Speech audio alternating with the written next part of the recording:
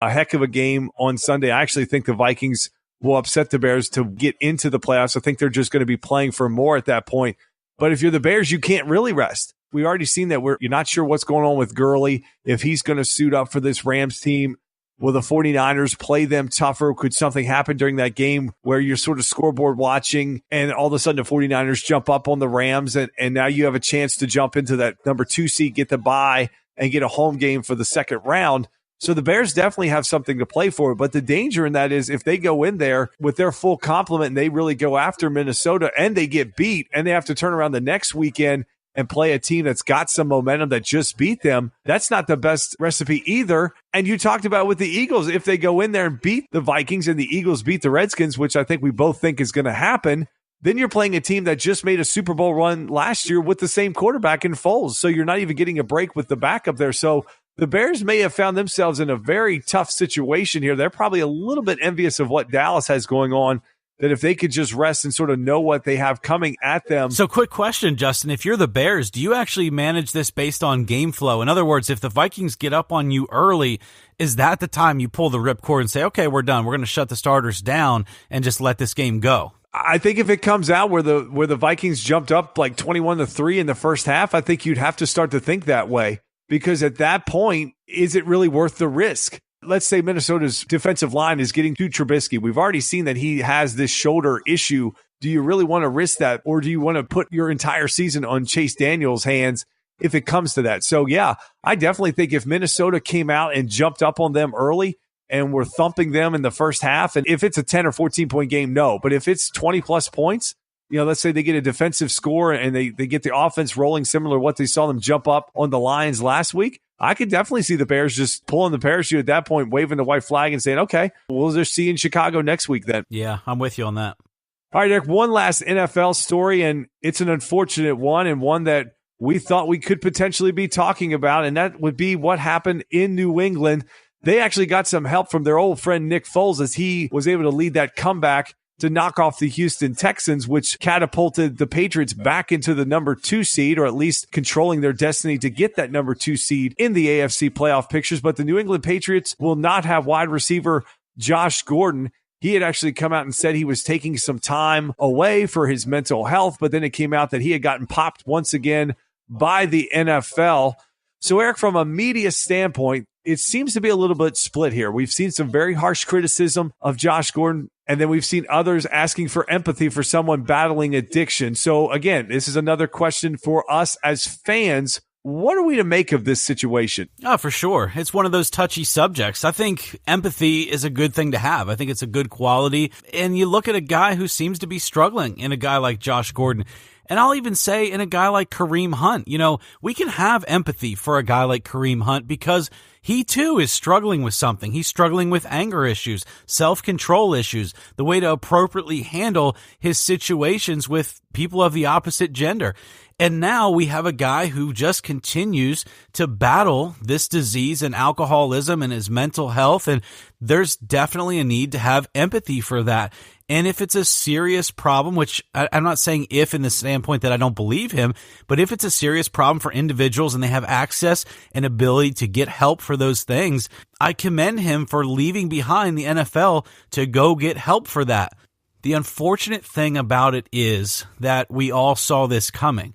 And I don't want to be on a pedestal and say that we were right or anything like that, because I don't really get a lot of happiness from being right about this. But when you have a guy who's been in and out of rehab and in and out of mental situations with his NFL career, you wonder if it's a guy whose personality just really can't handle this particular place of employment. And we've seen that with Josh Gordon for many years now. What a potential his career could have had. He's a phenomenal athlete, a great receiver. He just couldn't get everything pulled together. And when the Patriots signed him, we thought, well, if any team can do it, it would be the Patriots because they're the best team at turning trash into treasure. And I'm not, insinuating that Josh Gordon is trash. Please don't take it that way, listeners. But making guys valuable in the league, having them have market value once they're finished with the Patriots. Look at a guy like LeGarrette Blount, what he's done after the Patriots. That's the kind of thing I'm talking about. it just didn't work out. And even the Patriots couldn't bring him into a place where he felt comfortable with himself and could deal with the things that he's battling. And so I do have empathy for Josh Gordon as a human being, but I really would implore him to consider a different career path at this point, because the NFL is clearly not a place for a guy who struggles with this type of thing. It's just not an environment where he's going to get the appropriate amount of healing he needs for the situation that he's in. I don't think he's going to have to worry about that. I'll be shocked if he even comes back to the league at this point, and what he's going to have to get through to come over this indefinite suspension and the age that he's going to be on. We've already seen this year his play on the field has definitely dipped. He's not the same guy that he was back in 2013, 2014, 2015 when he looked like he was going to be the next breakout wide receiver star for the next 5 to 7 years in this league. He just looks slower. He doesn't look as explosive. So I think by the time he may be ready to be reinstated by the league, he may be past the point where teams even want to take a shot at him. Here's my problem that I see with what people say when they come out and they talk about empathy in terms of the media and that this guy needs help and this and that. Josh Gordon's been an NFL player now for many, many years. I would have to think that the Cleveland Browns and the NFL collectively probably got him the best possible help that this country has to offer people like Josh Gordon. And he's had these times away and he's gone through this. And he still, as a man, continues to make these decisions that puts himself in trouble. The New England Patriots had a security team that was set up to be with him, to help him not have these issues. And here we are still talking about this. So there's a lot of people out there that battle addiction. Some battle it because of the fact that they do struggle from a financial standpoint. Here's a guy that basically had the golden ticket, Eric. All he had to do was just keep himself out of trouble. And I know that's easier said than done. But when the NFL has a lot of blue-collar fans and you see how hard you have to work just to make ends meet, and here's a guy who was sitting there on the verge of at least $30 to $40 million of guaranteed money, and he just throws it away for drugs and alcohol, more or less. As a fan, that's frustrating to see. So, yes, I'm empathetic for him, and I hope he gets help.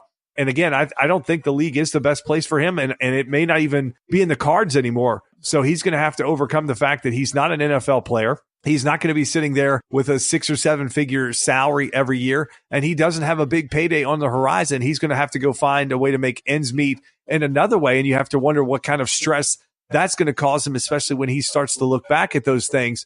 But it does frustrate me as a fan to see someone with so much God-given talent and so much ability and someone that has that chance to make life-changing money for himself and his family. That is a frustrating thing to continue to sit there and watch. I agree with that. I don't have much more to offer with that. I think those are valid points as well. I think it's frustrating as fans who don't make that kind of money to support these athletes that seem to struggle with things and then wonder how are they given third and fourth and fifth and sixth chances just because they're good at athletics. Whereas, I'm good at what I do. I was President's Club this past year, top 8 in the whole country, but I wouldn't be given even a second chance if I battled this type of thing. And that's not a knock on my company. That's just reality. Yeah. I love my company, but that's just reality. That's the way a lot of companies are, Eric, in this country. If you go out and you break their rules and you do think you don't get extra chances because there's a line of people that are standing out there waiting for your job, waiting for my job, waiting for a lot of good jobs out there. And if you mess up, there's a lot of people that they feel like, okay, they're less work and we're going to bring them in. You burned your bridge here. And the NFL, they just continue to give guys second, third, and fourth chances that have talent. But again, this, I think, will become more of the Ray Rice situation where the talent's going to run out. His sort of NFL clock is going to run out. And by the time he's ready, I don't think anybody's going to want him. All right, so Eric, before we jump into our last story, I'll throw you a bonus football question. We've got the college football semifinal games coming up this weekend. And interesting enough, we got 2 double-digit underdogs in these games in Notre Dame and Oklahoma. Do you like either one to potentially pull the upset? It's a tough one. I think Oklahoma, as good as they've played all year, they've got the toughest matchup, obviously, with 1 against 4. Alabama, just to me, is going to be really, really hard to beat. And even a double-digit underdog line does not scare me. I think Alabama can cover that. I really do. I just don't think Alabama's going to lose, and I don't even think it's going to be close. Notre Dame just doesn't look like the number 3 team in the country. So I think in that one, Clemson could just roll them as well. But out of the two, I would pick Notre Dame to have a better chance at Clemson than Oklahoma at Alabama. Yeah, I think I got to agree with you. Oklahoma feels like can stay offensively with anybody in the country, but I feel like Alabama could potentially score on them on every single time they have the football. Oklahoma's defense is just so bad. And Notre Dame, I feel like I don't know what Notre Dame team, they feel like they really didn't play anybody since super early in the year, and then they go into their last game and they struggle, and you just kind of look at who they played all year. Did they play anybody anywhere near as good as Clemson? So, yeah, I think it's going to be tough to see one of these teams pull an upset. You got to kind of wonder about the Alabama quarterback situation. How healthy is Tua going to be? Can Hurts come in if he has to and have the same magic he did when he came in versus Georgia? I think that might be where, if I was going to take 14 points, I think I feel a little bit better taking it with Oklahoma just from the fact that there seems to be some question marks there. But in terms of a straight upset, I feel like I don't know enough about Notre Dame either way, that what team's going to show up. So I feel like, well, maybe the team that I wasn't anticipating would, and Clemson would have an off game and they could pull that upset. And just one final thought on the bowl game thing, Justin, because I know we've kind of laughed about it, but so many of these bowl games, Justin, are just bad. And they're bad football, they're bad matchups.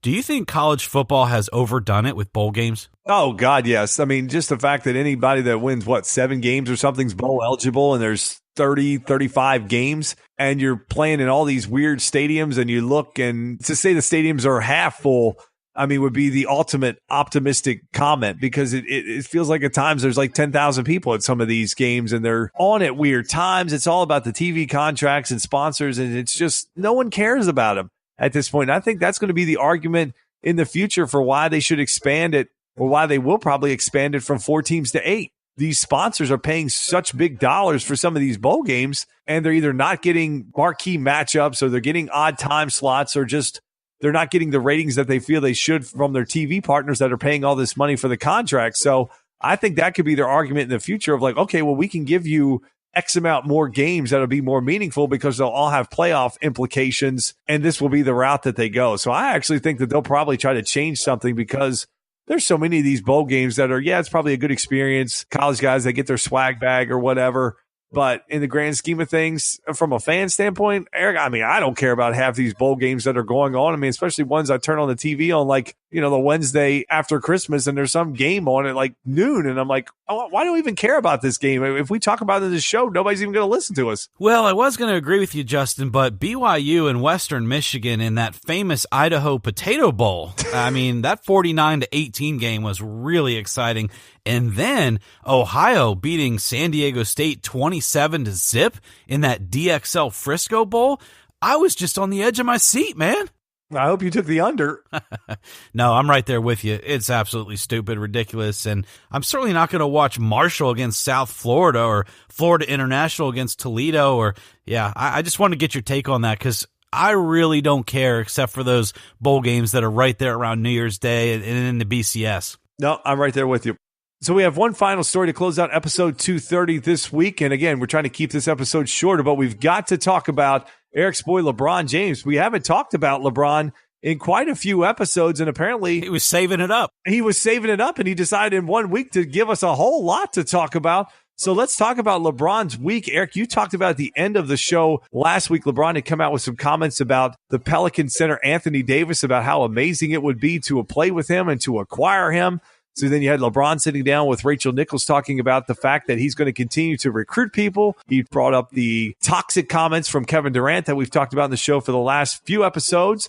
Then we have the episode of The Shop where LeBron came out and said that NFL owners have a slave mentality. And then he went on his IG story and posted lyrics from a song by 21 Savage that includes the line, "We've been getting that Jewish money. Everything is kosher," which obviously upset some in the Jewish community. So, Eric, for a player that throughout his career has been as PR savvy as anybody that we've seen, was this just a bad week for LeBron, or is this part of that Hollywood narrative that we've talked about with LeBron James this year? Boy, that's tough. I don't want to go the Hollywood narrative side. You might disagree with me. Others might disagree with me. I'm not sure I'm ready to go with there quite yet, because I just don't think some of these things are attributable to that. But I do look at some of these things as, okay, what's self-inflicted and what things are just brought on by either other players or the media. For example, when Kevin Durant comes out and makes comments about LeBron and then puts him in a position where he has to respond to it, I don't think that's a self-inflicted wound on LeBron's image. That's a Kevin Durant issue.